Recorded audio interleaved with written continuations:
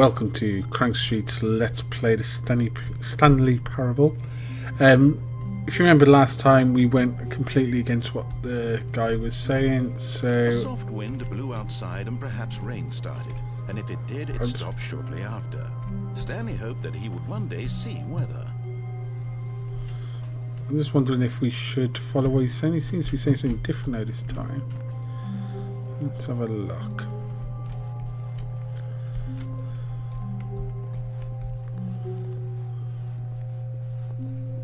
When Stanley came to a set of two open doors, he entered the door on his left. Okay, let's see what he says.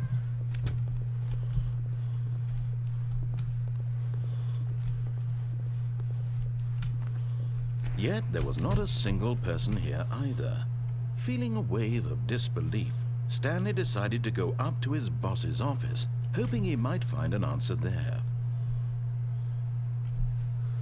Okay, let's see what's on these boards. Complete today's unfinished open. Agent items right next to today's agenda. Reflect. Not sufficient. The future is yesterday, tomorrow is now. He moved my desk.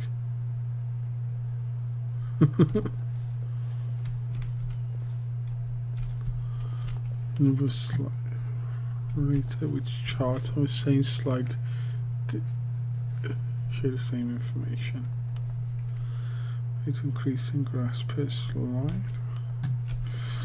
Okay, let's have a look.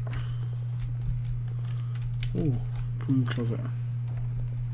Stanley stepped into the broom closet, but there was nothing here, so he turned around and got back on track. Do I want to get back on track though?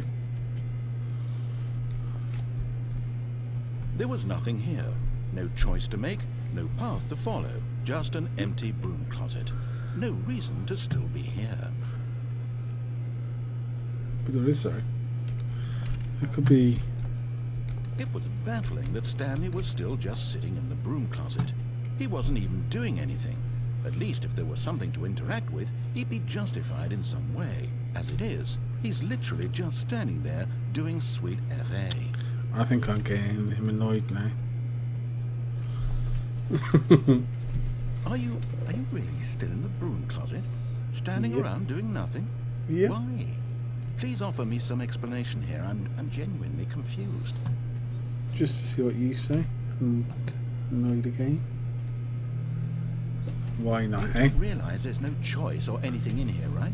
Yeah. If I'd said Stanley walked past the broom closet, at least you would have had a reason for exploring it to find out. I did have a reason to say no one broom closet. Literally, this closet is of absolutely no significance to the story whatsoever. I never would have thought to mention it.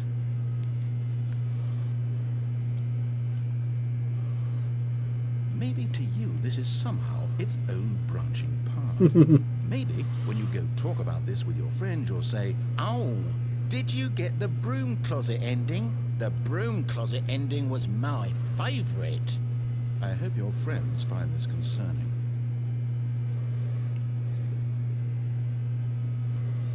Stanley was fat and ugly and really stupid. He probably only got the job because of a family connection. That's how stupid he is. That or with drug money. Also, Stanley is addicted to drugs and hookers. Okay, he's getting a bit more annoyed now, isn't he? Why? Well, I've come to a very definite conclusion about what's going on right now. You're dead. You got to this broom closet, explored it a bit, and were just about to leave because there's nothing here, when a physical malady of some sort shut down your central nervous system and you collapsed on the keyboard.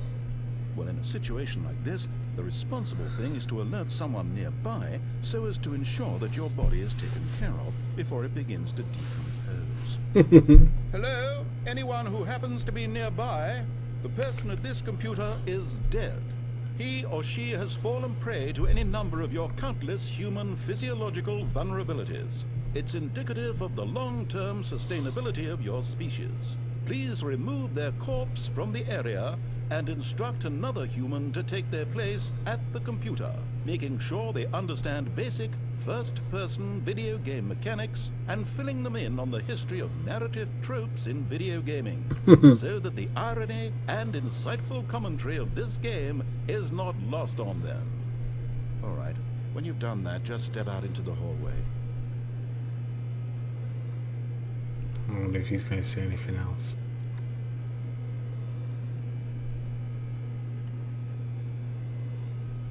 I don't think he is. Ah, second player. It's good to have you on board. I guarantee you can't. Coming to a staircase, Stanley walked upstairs to his boss's office. Okay.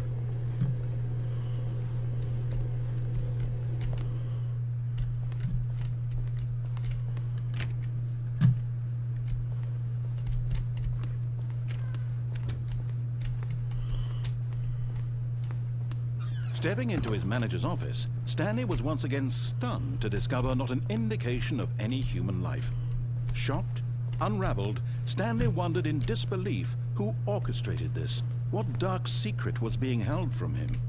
What he could not have known was that the keypad behind the boss's desk guarded the terrible truth that his boss had been keeping from him. And so the boss had assigned it an extra secret PIN number. 2845. But of course, Stanley couldn't possibly have known this.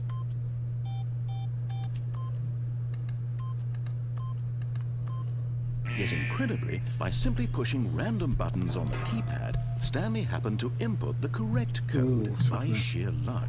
Amazing. He stepped into the newly opened passageway.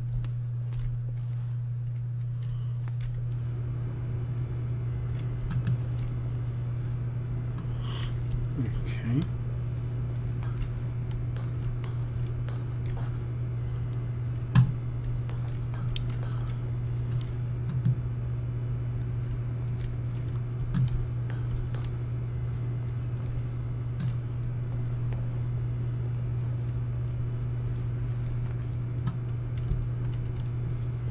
Okay, I guess I'm going down.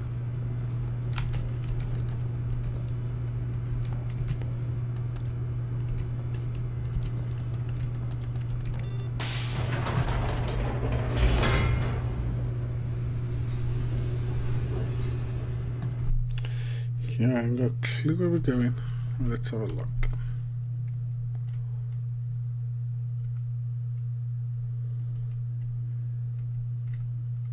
Descending deeper into the building, Stanley realized he felt a bit peculiar.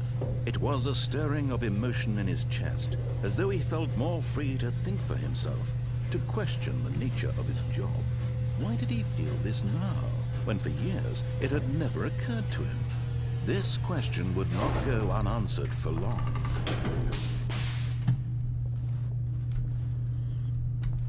Okay, let's have a look. Stanley walked straight ahead through the large door that read Mind Control Facility. Do I escape or do I go for it? Let's go for it.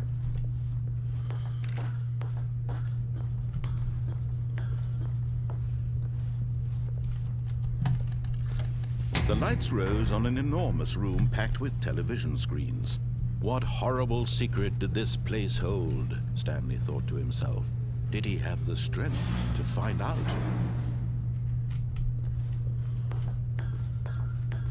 I'm kind of curious what's on these TV screens now.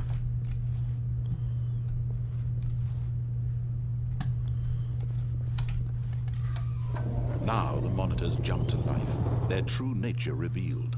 Each bore the number of an employee in the building, Stanley's co-workers.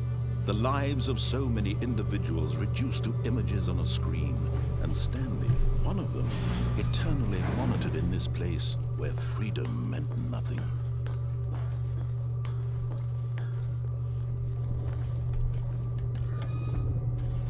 This mind control facility, it was too horrible to believe. It couldn't be true. Had Stanley really been under someone's control all this time? Was this the only reason he was happy with his boring job? That his emotions had been manipulated to accept it blindly? No. He refused to believe it. He couldn't accept it. His own life in someone else's control? Never! It was unthinkable, wasn't it? Was it even possible? Not really, because I feel like you're in control of my game at the moment. Blind to the world. But here was the proof. The heart of the operation. Controls labeled with emotions. Happy, or sad, or content. Walking, eating, working. All of it monitored and commanded from this very place. And as the cold reality of his past began to sink in, Stanley decided that this machinery would never again exert its terrible power over another human life. For he would dismantle the controls once and for all.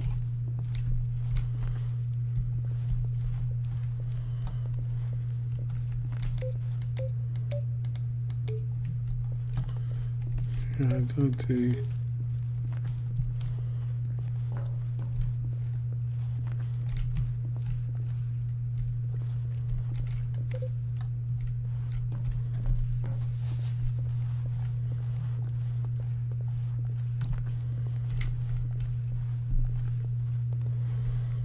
Right, so look. So I've got 1, 2, I think 3's down here.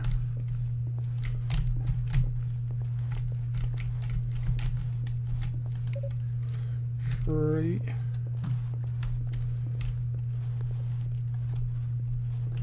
It's 5, so where's 4? Oh, 4's up there. Right, looks good.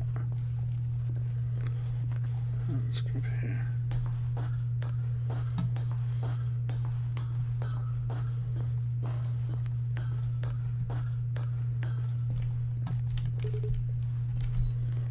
Number 5. See if we can get that one.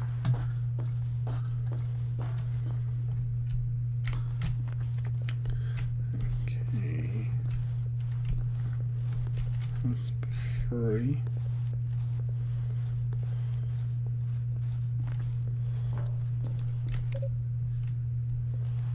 Okay, I didn't do anything. Let's look at that.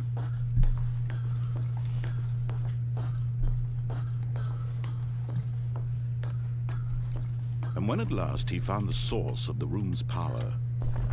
Oh, Stanley, you didn't just activate the controls, did you? After they kept you enslaved all these years, you go and you try to take control of the machine for yourself. Is that what you wanted? Control? Oh, Stanley, I applaud your effort, I really do. But you need to understand, there's only so much that machine can do. You were supposed to let it go, turn the controls off, and leave. If you want to throw my story off track, you're going to have to do much better than that. I'm afraid you don't have nearly the power you think you do. For example, and I believe you'll find this pertinent, Stanley suddenly realized he had just initiated the network's emergency detonation system. In the event that this machine is activated without proper DNA identification, nuclear detonators are set to explode, eliminating the entire complex. How long until detonation then? Let's say 2 minutes. Ah, now this is making things a little more fun, isn't it, Stanley? It's your time to shine. You are the star. It's your story now. Shape it to your heart's desires. Oh, this is much better than what I had in mind. What a shame we have so little time left to enjoy it. Mere moments until the bomb goes off. But what precious moments each one of them is. More time to talk about you, about me, where we're going, what all this means. I barely know where to start. What's that? You'd like to know where your co-workers are? A moment of solace before you're obliterated? All right, I'm in a good mood. You're gonna die anyway. I'll tell you exactly what happened to them. I erased them. I turned off the machine. I set you free. Of course, that was merely in this instance of the story. Sometimes when I tell it, I simply let you sit there in your office forever, pushing buttons endlessly and then dying alone. Other times, I let the office sink into the ground, swallowing everyone inside, or I let it burn to a crisp. I have to say this, though, this version of events has been rather amusing. Watching you try to make sense of everything and take back the control wrested away from you, it's quite rich. I almost hate to see it go. But I'm sure whatever I come up with on the next go-around will be even better. My goodness, only 34 seconds left. But I'm enjoying this so much. You know what? To hell with it. I'm going to put some extra time on the clock. Why not? These are precious additional seconds, Stanley. Time doesn't grow on trees. Oh dear me, what's the matter, Stanley? Is it that you have no idea where you're going or what you're supposed to be doing right now? Or did you just assume when you saw that timer that something in this room was capable of turning it off? I mean, look at you. Running from button to button, screen to screen, clicking on every little thing in this room. These numbered buttons, no, these colored ones. Or maybe this big red button, or this door. Everything, anything, something here will save me. Why would you think that, Stanley? That this video game can be beaten? Won? Solved? Do you have any idea what your purpose in this place is? So I think you're just messing with me now. You're in for quite a disappointment. But here's a spoiler for you. That timer isn't a catalyst to keep the action moving along. It's just seconds ticking away to your death. You're only still playing instead of watching a cutscene because I want to watch you for every moment that you're powerless.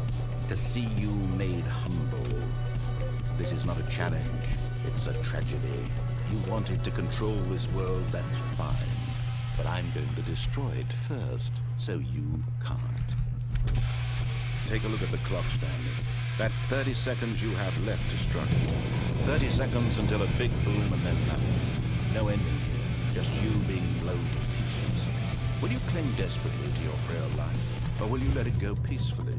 Another choice. Make it count, or don't. It's all the same to me, all a part of the joke. And believe me, I will be laughing at every second of your inevitable life from the moment we fade in until the moment I say, happily ever up.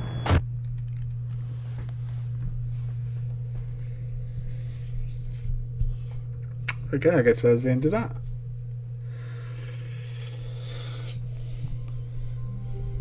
Okay. Well, thanks for watching. Please like, share, subscribe. It does really help me out. And I'll see you next time. See you for now.